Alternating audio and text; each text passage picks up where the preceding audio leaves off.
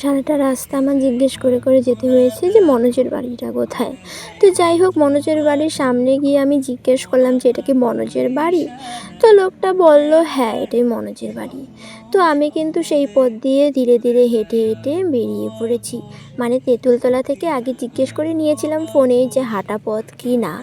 তো সেইভাবে কিন্তু নিশ্চিত হয়ে আমি এগিয়ে এসেছিলাম। আর এদিকে দেখো ওই মেয়েটা আমাকে নিতে চলে এসেছে ঘরে। ভীষণ সুন্দর করেছে প্যান্ডেলটা, খুবই সুন্দর, মানে খুব সুন্দর ডেকোরেশন করেছে। তো যাই হোক, মেয়েটা আমাকে নিয়ে চলে গেছে মনোজের ঘরে, মানে সঙ্গে ছিল পূজা। প্রথম অবস্থায় আমি পূজাকে চিনতে পারিনি, তো যাই হোক পরবর্তীতে বুঝতে পেরেছি বা চিনতে পেরেছি।